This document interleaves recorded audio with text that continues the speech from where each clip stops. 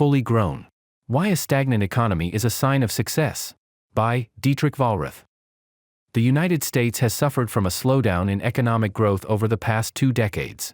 First, we are talking about a worrying decline in real per capita gross domestic product, as it indicates that the standard of living is growing at a much slower rate than would have been expected if growth had remained on its path between 1950 and 2000, which was around 2.25% per person. However, what happened is that real per capita GDP growth has slowed to only 1% annually over the past 2 decades, a significant decline that has resulted in a 25% decrease in living standards compared to the 1950 to 2000 period. What are the causes of the economic slowdown? The economic slowdown is defined as a decline in per capita real gross domestic product, or living standards, taking into account the distribution of production across the total population, not just workers. The decline in human capital contributed 1.11 percentage points out of the 1.25 percentage point decline in per capita growth between 2000 and 2016, meaning that the majority of the economic slowdown is attributable to the decline in human capital.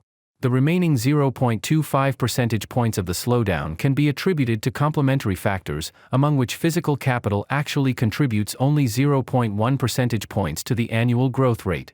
The main driver of the decline in human capital is the demographic change resulting from the shrinkage of household size due to higher living standards and the evolution of the birth culture, all indicators of increased awareness. Of the 1.11 percentage point contribution of human capital to the 1.25 percentage point decline in per capita GDP growth, 0.4 percentage points are attributed to a decrease in the growth rate of the average worker's educational attainment, and 0.8 percentage points to a decrease in the growth rate of the worker-to-population ratio, coinciding with the retirement of the baby boomer generation. Meanwhile, the growth rate of average experience and hours worked per person has increased slightly between 2000 and 2016, and has thus contributed positively to the growth of per capita GDP. In summary, human capital is responsible for a 1.11 percentage point reduction in economic growth, at least 0.8 percentage points of which is directly attributable to population aging and smaller households. After deducting 0.31 percentage points because the changes in education and hours worked per person are not solely determined by population aging.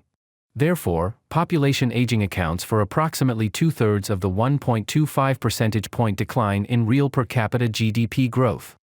How has the consumption of services affected the gross domestic product, GDP? Regarding the remaining portion of the decline in GDP growth, the complementary elements account for around 0.25 percentage points, which is about 1/5. This category includes all elements unrelated to human capital or the accumulation of physical capital. By studying the probability that the decline in growth of complementary elements is due to an underestimation of GDP, this perspective has been proven incorrect. Considering the possibility that innovation, which is one of the main drivers of productivity growth, has become more difficult, this fact has been verified. However, this does not mean a decline in innovation rates, as innovation continues to be abundant. On the other hand, it was found that the shift from the consumption of products to the consumption of services contributed to the decline in GDP growth. This shift is, in fact, an indicator of an advanced economy, and therefore, of success. For more information, you can check out summaries of our books on our channel. Thank you for your valuable time.